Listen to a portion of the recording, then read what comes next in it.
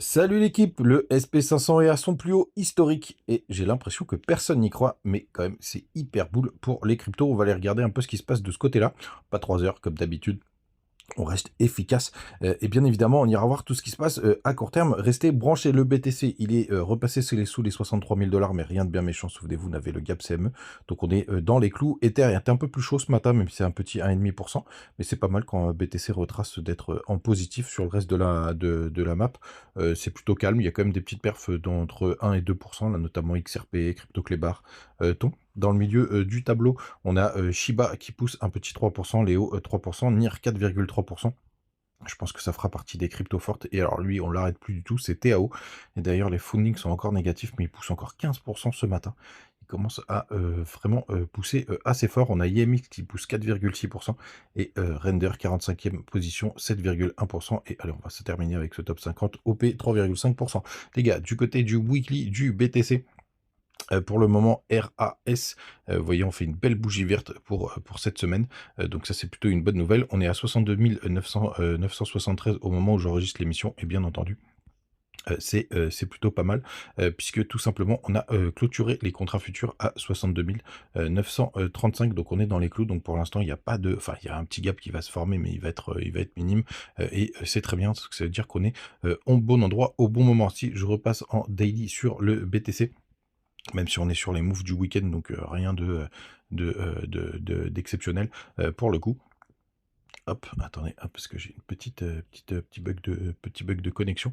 En daily, on est toujours pas trop mal, hein. On a ce petit retracement avant d'essayer d'aller franchir les 65 000 dollars. Donc bien évidemment, on pourra aller plus bas. Le gros support, je vous en ai parlé hier, et vous avez un support intermédiaire quand même sur le cours, qui se situe hop, juste là. Vous voyez toute cette zone de 3 balles de travail, pardon, de 3 balles, à 61 800 dollars. Donc notre petit BTC suit son cours. Du côté des autres infos, on peut aller regarder les fundings. Donc hier, on a eu très peu de liquidation là sur les dernières 24 heures, 65 millions. Donc ça s'est un petit peu calmé. Les fundings sont pas repassés à 0,1, même si on n'en est pas très loin du côté de Binance pour le coup. Mais ça, c'est plutôt pas mal. Moi, j'aime bien vraiment quand on n'y est pas. Ether, il est très proche du niveau 0, donc ça c'est plutôt chouette. Et dans les fundings qui sont hyper négatifs, on a quand même TAO qui est à 0, moins 0,03%. Donc je pense qu'il peut continuer un petit peu son épopée, pourquoi pas, pour venir calmer tous ceux qui continuent de le shorter. Le crypto Fear and Greed, il est à 52, donc on est dans la neutralité pour le coup. Donc ça c'est plutôt bien. Et on va aller voir nos autres indicateurs. Je ne parle pas des ETF parce qu'on en a parlé, hier. Nos autres petites infos, c'est tout simplement la Bitcoin dominance qui pour l'instant bah, fait un beau retracement là, suite aux petites perfs d'Ether, hein, puisqu'on sait, enfin je crois que ça pèse quasiment à 30%, hein, avec la market cap d'Ether, donc c'est assez normal. Et donc on a un beau rejet là en weekly, donc ça c'est plutôt chouette. Et quand on continue dans les cryptos, de voir tout ce qui se passe. Le Total 3, lui, il est toujours sous sa résistance, hein. On le regarde de très très près. Je vais vous montrer quand même en daily comment c'est. En daily, si on est passé. Mais moi, j'aimerais bien qu'on la break vraiment, franchement, en weekly. Regardez, pour l'instant, en daily, ça passe. Et on a un petit pullback sur la journée d'aujourd'hui. En plus, je me méfie tout simplement, les gars, parce que j'aime pas trop les mouvements du week-end. Je préfère que ce soit propre en semaine quand tous les professionnels sont là. Du côté de THBTC, c'est à peu près la même histoire. Alors que mais c'est une plus petite trendline, hein, parce que la trendline long terme, le trendline long terme de TH, elle est plutôt là, hein. C'est la grande qui est juste là. Hop, à la limite, je vais vous l'épaissir. Hop, on va passer en... Mince, merde, tu peux choper la mauvaise, bien évidemment. Où est-ce qu'elle est, cette coquine? Elle est là. Hop, on va passer hop en 2 points. C'est plutôt celle-là qui est plus importante, et cette double zone. Et sur du court terme, on a évidemment cette petite trendline qui est juste là, et elle par contre on l'a briquée en daily, et ça c'est plutôt pas mal parce que c'est pas une trendline qui est très très longue. T'as pas mal de bugs de connexion ce matin, c'est relou. Désolé les gars. Hop, on va essayer d'actualiser.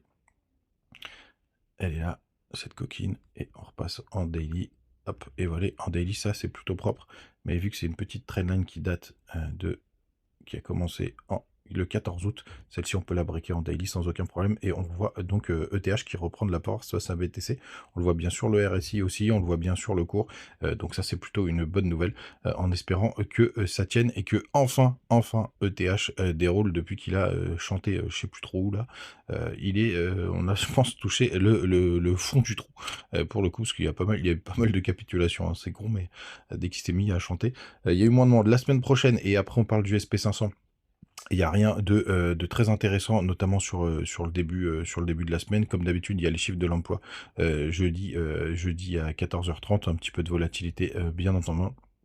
Bien entendu, il y a un peu de speak de notre ami Jerome Powell, et on a le Core PCE Index vendredi. Donc ça, c'est les chiffres des manufacturiers là, donc qui sont liés tout simplement aux chiffres de l'inflation.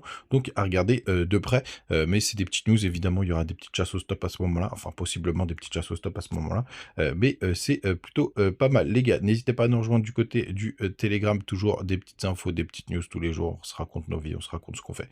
C'est plutôt chouette, et vous avez les bonus vers toutes les plateformes partenaire. Le dollar, notre ami le dollar, il est toujours en train de titiller les 100 points. Je le regarde de près, pas la peine d'épiloguer, je vous en parle quasiment tous les jours. Donc surveillez-le, et on en finit avec notre ami SP500, bien entendu, si ça veut bien marcher, puisque tout simplement on a bien franchi l'ATH vendredi.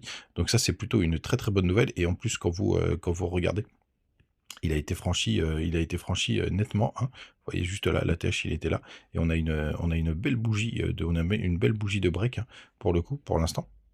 On est sur la SP500, mais c'est plutôt chouette. Et donc, si vous regardez par le passé, à chaque fois qu'on a breaké les anciens ATH, on peut le voir juste là, hop.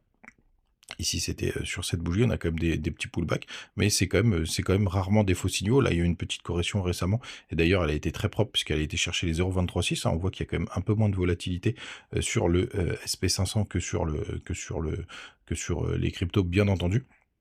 Ici, c'est pareil, on a breaké l'ATH qui était juste là, et regardez, c'est parti direct, hein, sur cette bougie.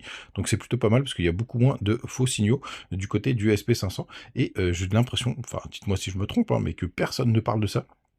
Et c'est quand même une inquiétude qu'on peut avoir. Si le SP500 crache fort, en général, bah, tout simplement, ça peut emmener le marché crypto avec lui. Donc là, il n'y a pas d'engouement majeur, enfin, puisque beaucoup disent évidemment que c'est lié aux grosses actions comme Nvidia, etc. Mais que tout le monde trouve une excuse pour redire que pour expliquer la hausse du SP500, j'ai pas de problème.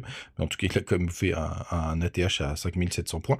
Donc ça, c'est plutôt une bonne nouvelle. Du côté de la structure, là, vous voyez, regardez-moi comme c'était beau, cette épaule, tête épaule, même si on a eu une petite feinte juste là, avec une troisième épaule, c'est plutôt propre. Donc là, le SP500, bah, c'est tout simplement bullish, hein, regardez-moi ça. On va cleaner, hein, tout simplement, bah, c'est hyper bullish, ça pousse, ça pousse, ça pousse.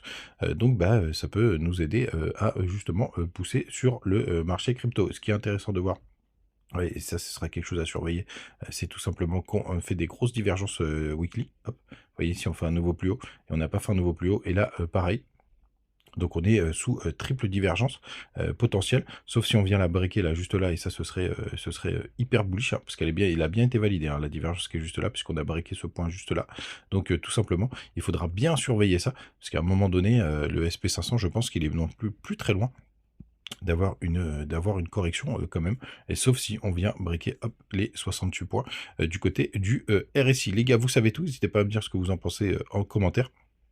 Mais celui-là, il faudra le surveiller, notamment avec, vous le savez, avec la date du fin de bull run, puisqu'il pourra emmener tout le monde avec lui. Donc je le surveille de très près. Ce sera peut-être d'ailleurs à cause de lui, enfin avec ce cumul d'informations, qu'on aura la fin de notre bull run. Allez, juste un dernier coup d'œil, et après, promis, j'arrête. C'est juste notre ami le Nasdaq, qui est aussi très intéressant parce qu'il est fortement corrélé à notre ami Bitcoin. Je vous invite vraiment à le surveiller. Vous voyez, on a à peu près la même configuration là, justement, de descente, alors que lui, il a déjà été chercher les stops, le sommet qui est juste là. Donc ça, c'est plutôt avant-gardiste pour Bitcoin.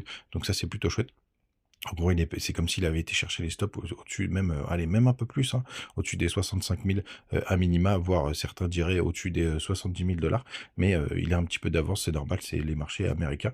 Donc ça, c'est plutôt chouette. Allez, cette fois, je m'arrête, les gars. Passez un très bon dimanche. On se retrouve demain comme d'hab. Ciao.